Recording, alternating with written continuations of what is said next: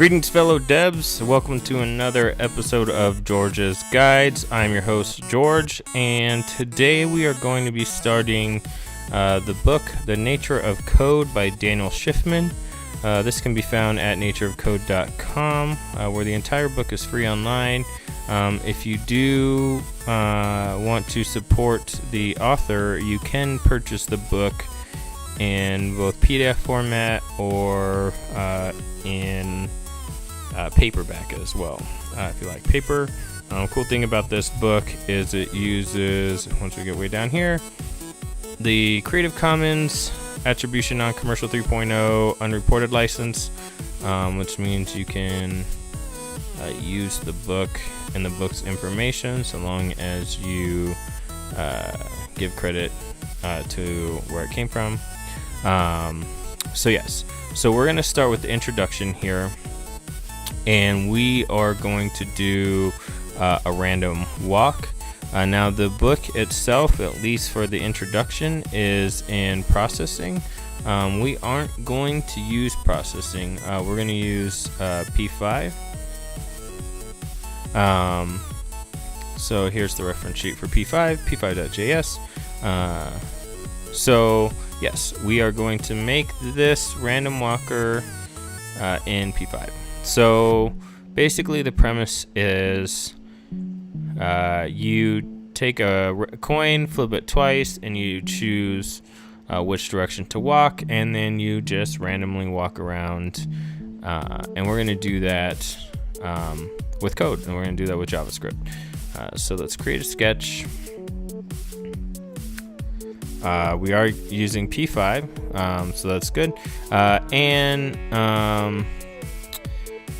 Open Processing has already sets a few things up for you. So it sets up the canvas, which is nice. It gives it a pretty dark gray background, and then gives it a function to where it draws in a circle wherever your mouse is, which is kind of cool. Not what we want. So let's go in here. Let's get rid of that out of the gate, and I'm gonna lighten this up a lot. I'm gonna go 240. See what that looks like. There you go, much lighter color, almost on par with this here. Okay, so let's go ahead and set up our random walker. A couple things we need to do. First, I'm gonna set a variable called width to the window, window.inner width, and then I'm going to set a variable called height to the window.inner height. And yeah, now we can start actually building the walker object. So function, we need this x equals width divided by 2, and this dot y equals height divided by 2. And basically we're just setting both the walker object and where it starts at the same time. So we're going to start right in the center, and a walker object requires an x and a y position. Okay, so now that we have that, we can start making the methods. Prototype. Let's start with display, because we need to be able to draw our walker so you can see where it's at. So you know what, let's just have it be a pixel. I think it's stroke is the outline, not stroke cap. There we go, stroke. Stroke is the outline, so we're gonna make it black. Can't do just 0, 0, 0. Do the commas. Okay. And we want a dot, which I think is point. I'm just gonna make sure. Yep, point. So point. And point requires an X and a Y location. So we're gonna give it this X and this y. That's its locations. Alright, and let's just make sure nothing breaks. Cool. Nothing's going to happen because we haven't actually done anything with this yet, but it will throw out errors if I did something wrong to begin with, so it's just nice to check. So now let's make the actual random walking part. So let's just do walk. Function. And let's do a variable direction equals floor. So we round down of random numbers between 0 and 4. So this will give us 0, 1, 2, and 3. And just to check, let's do if direction triple equals, because we want to be super exact. Let's do 1. Oh, yeah, let's just do 0. Whatever. We're just testing, so we don't really need to make the odds even, I suppose. So if the direction comes out to be 0, then we're going to move to the right. Else, we will move up. Dot y minus minus. And the reason why minus is up is because a canvas starts at 0, 0 up here at the top left corner, and then it goes up as you come down and goes up as you go right, as you would expect. But normally you don't expect the graph to go up. You expect these to be negative numbers that increase. So negative negative would move it down, but because the way canvas works, negative negative moves it up. Okay, so let's create a new walker object. We're just gonna call it W to be simple, and then we need to draw it, right? So that we can see it on the canvas. So in our draw, we are going to display, and we are going to walk. Now, because we only did up and right, this should move from the middle and a diagonal up right, and it should move mostly up because only one of the 4 numbers moves to the right and 3 of the 4 numbers move up. So hopefully this will give us a line in the middle, and it's mostly going up instead of a nice diagonal. Although here a lot of zeros were in a row. Okay, so that is kind of what we want. So we're just going to copy this and paste that there. If direction equals 1, we're going to minus minus, and then else if direction equals 2, then this y, else alright, so now this should go in all directions. There we go. So that is our random walker that they wanted here.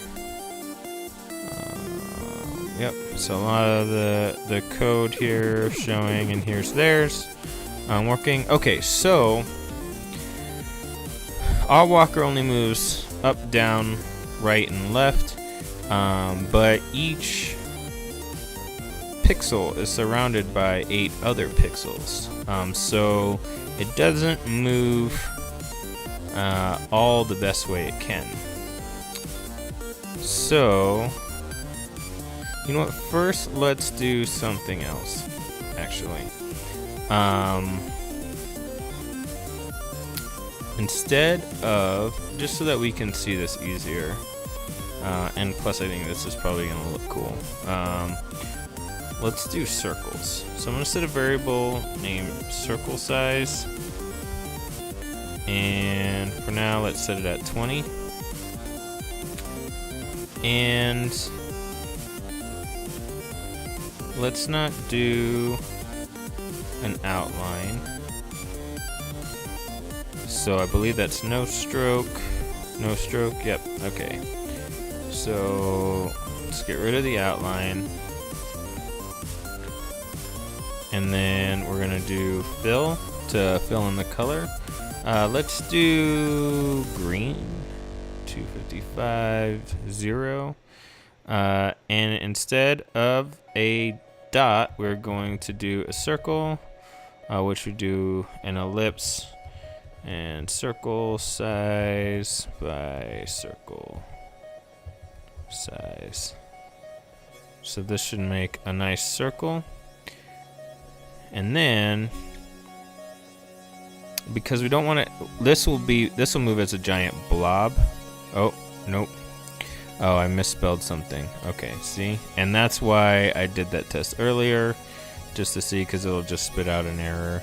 Yeah, so this is going to make a blob that kind of moves, and it's not really easy to tell, especially when it starts circling in on itself. So what we're going to do instead is we're going to do plus equals circle size, and let's just copy that. Minus equals circle size plus equals circle size minus equals circle size. So this should make nice little circles that move pretty rapidly. Yep, there we go. All next to each other. Cool. Alright, so we have this nice little green circle thing that moves really rapidly, so we can kind of see what's going on. But as we said before, it's only moving up and down. So what we want to do is give it the ability to move diagonally as well. So we're going to get rid of this altogether, even though I just fixed that. And we're going to do a variable we're going to call step x.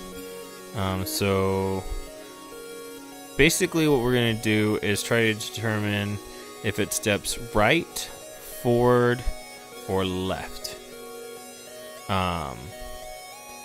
So variable step x equals floor again, random, and this time we only want 3 choices. So we're going to go 3, not 33. Which will give us 0, 1, and 2. But left is -1, right is 1, and 0 is in the middle. So we want to minus this by 1, which will give us -1, 0, or 1 as our options. And then we're going to do the exact same thing. So let's just copy this, and we're going to call this step y. Also the same, and then we're just going to do this dot x plus equals step x, and then times the circle size, and I'm going to copy that and do that again. This y equals step y times the circle size, and let's run this. So now you can see right here it does move diagonally. Kind of vibrancy you can feel and almost hear. Okay, perfect. With 3 new colors with 1 And taste, yeah, we'll just let's make this a little visually more stimulating. Instead of just green, let's make each one of these circles a random color. So we're going to do floor Savor the flavor random. responsibly. I'm going to do 256. So we get a number between 0 and 255. And then we are just going to copy and paste that in, copy and paste that in. And now we should get different colored squares. Yeah. There we go. See, now that looks really neat. But as you can see, it kind of went off the screen for a little bit. It did come back. That time it stayed off for a lot longer. Now it's off again. Okay. So what I think I want to do is every time it goes off the screen for it to start in here somewhere. Oh, came back on this side. So let's build that. Now, there are some issues just off the bat that since we're not dealing with pixels, we're dealing with 20 pixel wide by 20 pixel wide circles, and we don't have a like canvas grid set up. We're going to have to kind of fake one. So we're gonna have to set a lot of variables. There may be a better way to do this. It is late, but I'm just gonna do this just so that we can get it done. So let's get the actual. I'm gonna write variables for this just because I could set the window width and the window height to specific numbers and create a specific size canvas that works with our 20 pixel circles. But just to kind of keep it so that it covers the whole thing no matter what size device you're looking at, we're gonna do it this way. So the grid width is going to be the width which we decide is the tire width of the, actually nope, so first we need another variable. I could write this all out in one, but like basically we could do width minus width modulo circle size, which would give us the grid width. But just to make things a little bit easier to tell what's going on, we're going to say the leftover x is width modulo circle size, which we just put in.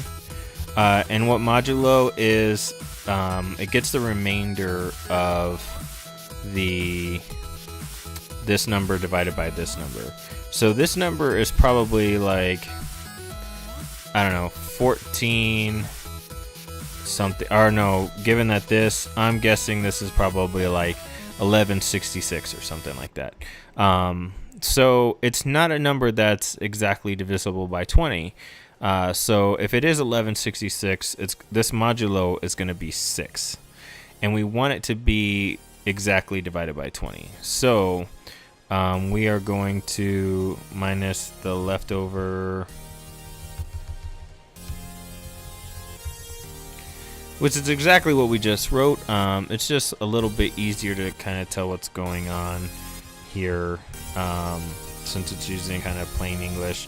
So the leftover y is going to be the same, height modulo circle size, and then the grid height is going to be the height minus leftover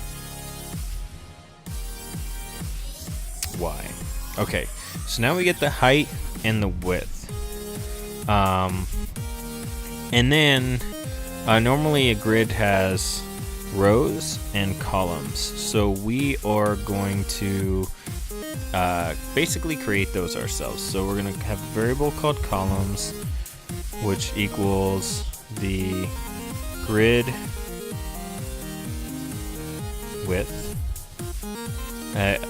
They don't have auto tabbing in this program, so unfortunately I can't just auto tab, which would make this a whole lot faster. Variable rows equals grid height divided by circle size. And as you can see, I wrote circle size several times, and each one of these is significantly longer than just the number 20, but if I ever want to change the circles to be larger, I only have to change it right here and I'll change it everywhere. If I put 20 in all of these instead of circle size, even though it's longer, if I wanted to change it, I have to find every instance of the number 20 and then see if it actually corresponded to what circle size is, because maybe something else is also 20, and that would be a huge pain. So it's just easier to set a variable so that I can change this one variable later if I want to make larger circles. Okay, so we have our grid. Let's just make sure we didn't break anything when we did that. Nope. Okay, it still works. Okay, so now we need to change our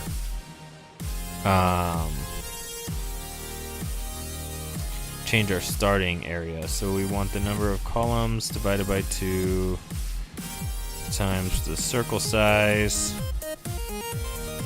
And the reason why we're doing this, we're changing this information, is because what would happen if I didn't, when the circles restart, they overlap each other. They will overlap each other, and it looks really messy. I should have probably just done that first so you could see what I was talking about. But without setting them precisely to the grid, the circles would all be kind of offset by a few pixels, and it would create really busy areas, which is fine if that's what you're looking for, but I do want something that's just a full color dots all the way across that are all random colors. So I don't want them to overlap like that. But if you do want them to overlap like that, you don't have to make this whole grid. You can just do this last part. Okay, so now let's see. What I want to do is do an if statement. So if this dot x is less than 0, which means it's off the page to the left, or this dot x is greater than the width itself, or this dot, dang it, why can't I ever hit the period on the first try, equals, or if this dot y is less than 0, which means it's off the top of the page, or this dot y is greater than or equal to the height, which means it's off the bottom of the page, then what we want to do is set this dot x equals floor random. Since it's x, we want the columns times the circle size. So this is going to pick a random column and put a circle in there, basically. And this dot y is a random row in that column.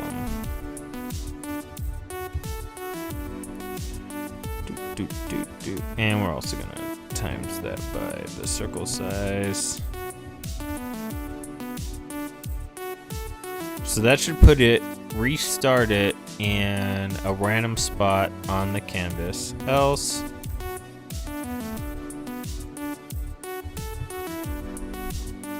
I'm just going to cut this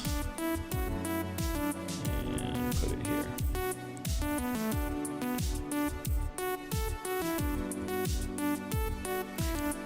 So let's try that.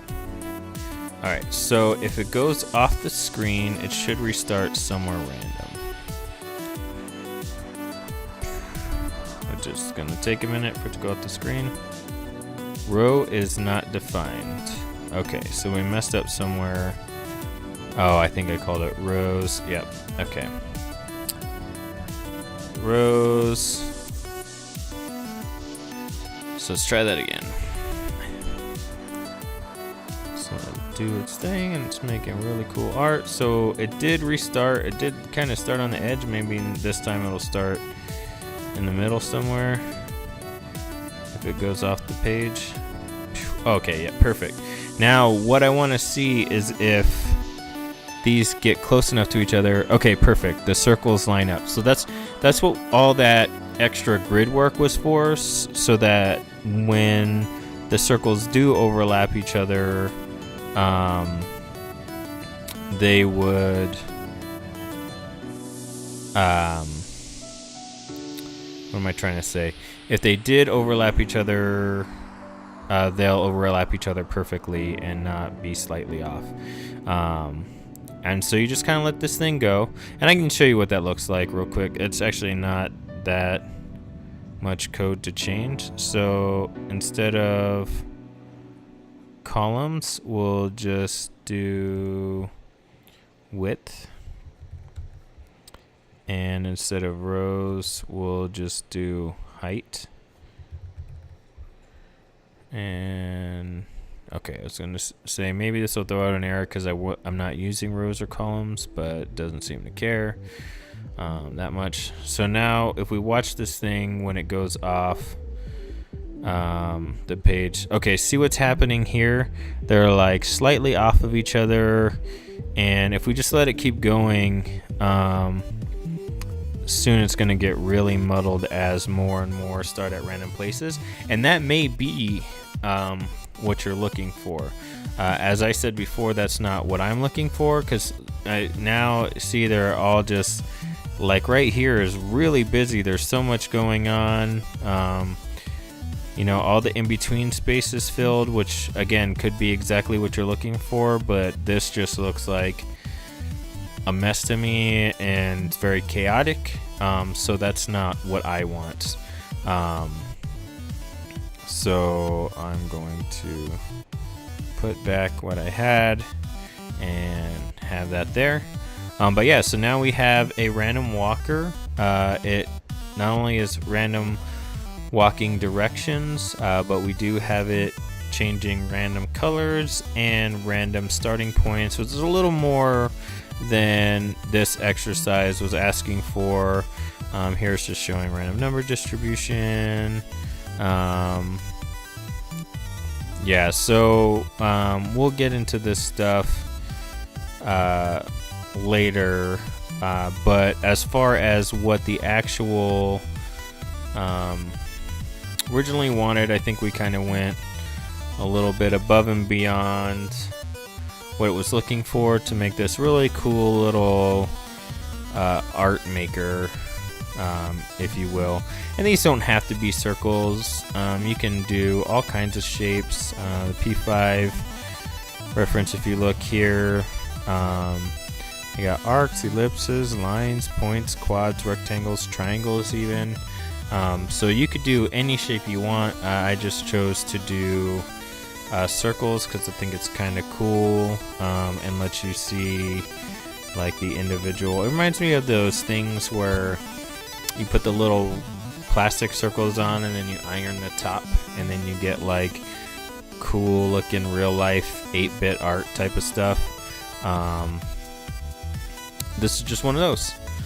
So I'm going to let this run for a little bit, but that is basically all for the introduction of the nature of code, making a random walker with P5.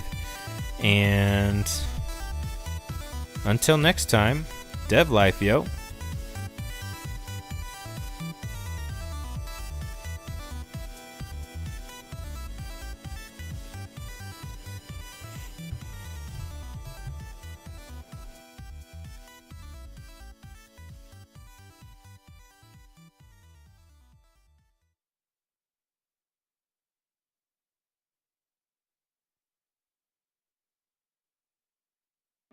Right now at the Home Depot, pros can save up to 20% on bulk price shingles or up to 30% on bulk price insulation.